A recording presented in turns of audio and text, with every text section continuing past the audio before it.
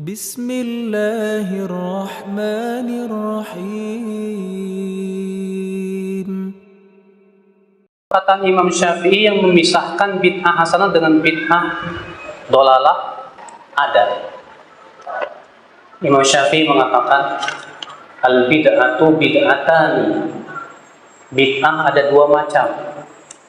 Bid'atun mahmudatun, bid'ah yang terpuji, wa bid'atun madmumatun, bid'ah yang tercela. Entah dulu, jangan berhenti sampai situ. Kita ingin tahu bagaimana definisi Imam Syafi'i terhadap dua bid'ah itu dan bagaimana prakteknya supaya kita tidak salah. Karena kan di zaman sekarang itu hanya sebatas menukil perkataan Imam Syafi'i tanpa melihat definisi dan prakteknya beliau. Ini sebuah kesalahan. Beliau berkata, ya, fabid'atun madmumatun ma khalafa kitaban aw sunnatan aw atharan an sahabah. Adapun bid'ah yang tercela, yaitu yang menyelisihi Al-Quran, hadis dan athar sahabat. Berarti menurut Imam Syafi'i, bid'ah yang tercela itu apa? Yang menyelisihi apa? Al-Quran, terus sunnah, terus athar sahabat. Amma ma wafaqa kitaban aw sunnatan aw atharan fahiya bid'atun mahmudatun. Adapun yang sesuai dengan Al-Quran, hadis dan athar sahabat, maka itu terpuji. Baik prakteknya, Imam Syafi'i menganggap makam berkumpul di keluarga kematian dan makan-makan di situ termasuk bid'ah tercela, haram. Sementara di zaman sekarang dianggap bid'ah hasan. Prakteknya beda tidak? Beda. Ya. Imam Syafi'i menganggap ibadahnya orang sufi dengan cara menari-nari sambil memegang alat musik dan ya goyang-goyang kepala itu sebagai bid'ah yang tercela. Di zaman sekarang dia nggak apa? Bid'ah hasanah. Berarti prakteknya beda tidak? Beda. Jadi ada apa sebetulnya begini? Jangan sampai perkataan Imam Syafi'i hanya dijadikan sebagai tameng saja sebetulnya, Pak. Ya. Ulama yang mengatakan adanya bid'ah hasanah bukan hanya Imam Syafi'i memang. Imam Nawawi. Sebelum Imam Nawawi siapa? Ibnu Daqiq Al-Aid. Bahkan beliau membagi bid'ah jadi 5. Bid'ah wajib, bid'ah sunnah, bid'ah mubah, bid'ah makruh, bid'ah apa? Haram.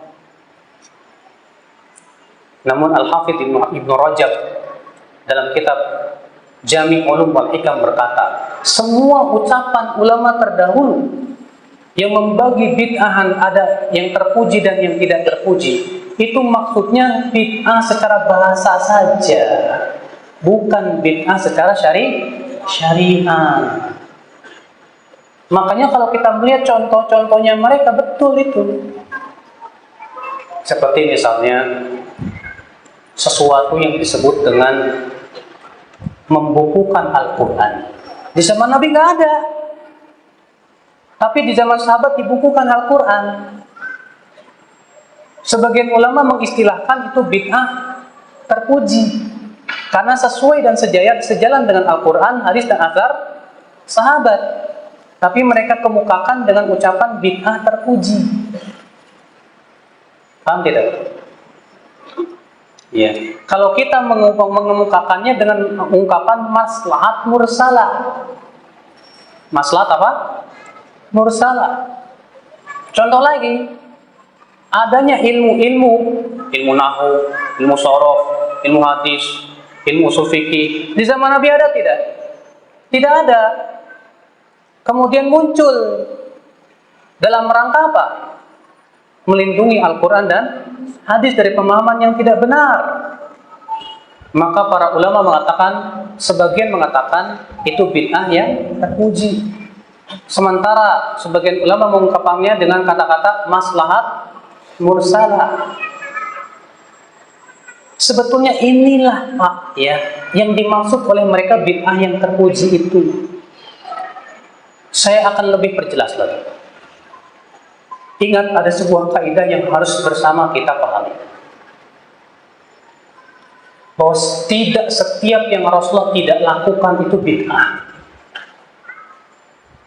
Tidak setiap yang tidak ada di zaman Rasulullah itu bid'ah. Walaupun bid'ah secara bahasa. Walaupun bid'ah secara apa? Bahasa. Karena, ingat kaidah ini. Tolong dicatat baik-baik, dipahami baik-baik. Semua yang Rasulullah SAW tinggalkan, semua yang Rasulullah SAW tidak lakukan, tidak lepas dari 3 keadaan. Keadaan yang pertama, Rasulullah tidak lakukan karena belum ada pendorongnya, belum ada sebabnya. Apa itu yang pertama?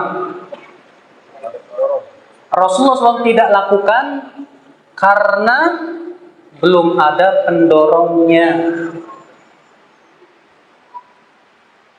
Yang kedua, Rasulullah SAW tidak lakukan karena masih ada penghalangnya. Apa yang kedua? Rasulullah SAW tidak lakukan karena masih ada apa? Penghalangnya. Yang ketiga, Rasulullah SAW tidak lakukan sementara pendorongnya sudah ada, penghalangnya pun tidak ada. 3 keadaan. Saya akan bahas satu persatu supaya lebih paham. Dengarkan, tolong dengarkan baik-baik, jangan tidur. Ini kaidah penting banget untuk bisa membedakan. Yang pertama apa? Rasulullah SAW tidak melakukan suatu perbuatan karena apa? Karena belum ada pendorongnya. Contoh, kenapa di zaman Nabi tidak ada ilmu sorof, ilmu nahu? Belum dibutuhin Pak, belum ada pendorongnya. Sahabat semua ahli nahu, ahli sorof.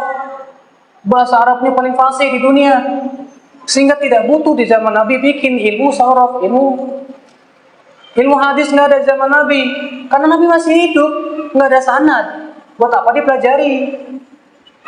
Ilmu ushul fikih nggak ada di zaman Nabi, karena para sahabat semua dengan kefasihan bahasa Arabnya tahu ini mujmal, ini mubayyan, ini khusus, ini umum, ini mutlak, ini muqayyad. Paham mereka, nggak butuh ilmu ushul fikih.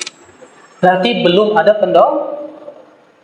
Di saat pendorongnya muncul dan itu maslahatnya besar, boleh dengan ijma para ulama.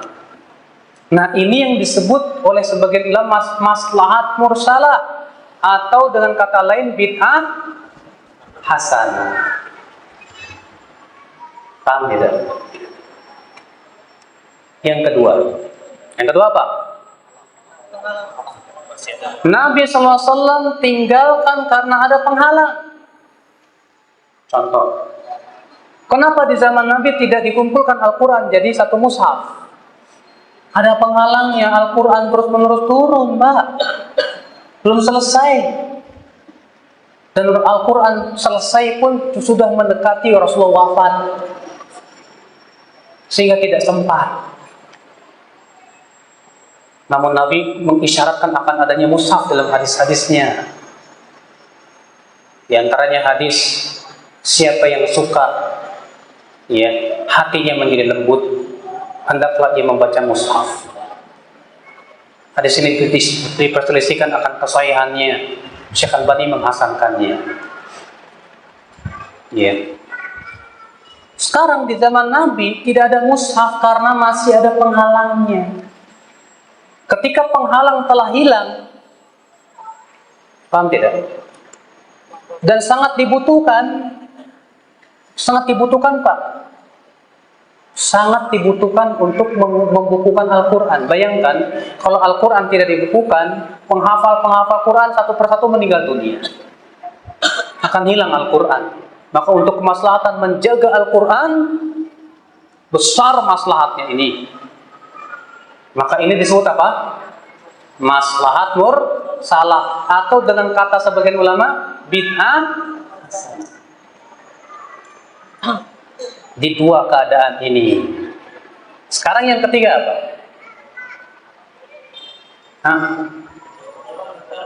Nabi tidak lakukan, sementara pendorongnya ada, penghalangnya tidak. Maka itu tidak disyariatkan. Contoh, sebutkan dalam hadis Nabi SAW sholat Idul Fitri dan Idul Adha tanpa adzan dan tanpa qomat. Sementara pendorong untuk adzan dan qomat ada, mengumpulkan orang, penghalangnya tidak ada. Nabi mampu untuk melarang ataupun menyuruh sahabat Bilal untuk adzan, mampu, bisa kok, gampang. Tapi kenapa Nabi tinggalkan? Berarti itu dalam rangka pensyariatan. Maka yang ketiga ini kalau dilakukan masalah, Pak. Adapun yang dua pertama dilakukan tidak masalah. Kemudian, Pak, maslahat mursalah atau dengan kata sebagian ulama bid'ah hasanah, itu tujuannya tiada lain untuk apa? Membela Al-Quran, dan di mana kalau ditinggalkan bisa jadi menimbulkan mudorot, atau dilakukan karena adanya maslahat yang sangat besar. Saya bertanya, kenapa Rasulullah SAW tidak sholat tarawih tiap malam? Ada penghalangnya tidak? Ada penghalangnya. Padahal Rasulullah mampu tidak untuk sholat tarawih tiap malam? Mampu. Kenapa Rasulullah tidak lakukan? Kata Rasulullah, aku khawatir diwajibkan atas umatku. Ini penghalangnya. Maka di zaman Umar menganggap penghalangnya sudah tidak ada. Wahyu sudah terputus. Tidak mungkin lagi diwajibkan. Sementara ini maslahatnya besar. Makanya Umar mengatakan sebaik-baik bid'ah ini.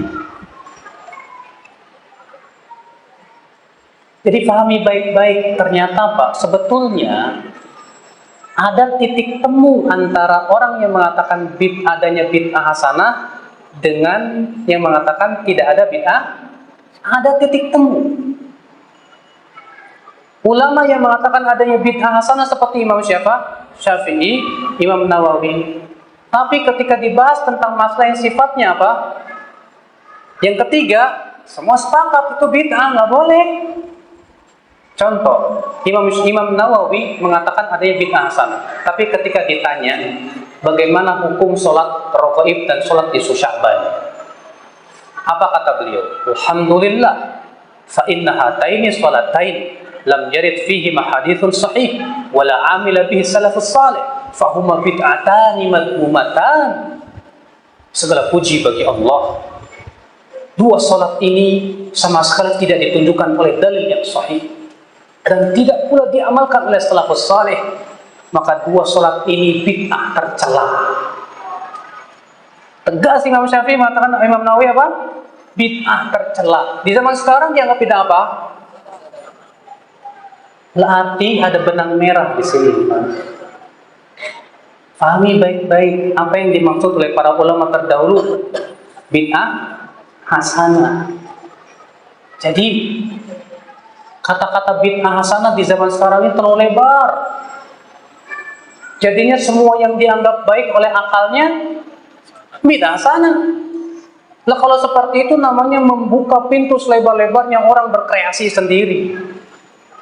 Musibah Allah. Musibah, tak boleh seperti itu ya akhal Islam, azakumullah. Nah inilah ya. Faham nggak? Paham insyaallah? Alhamdulillah. Allah faham.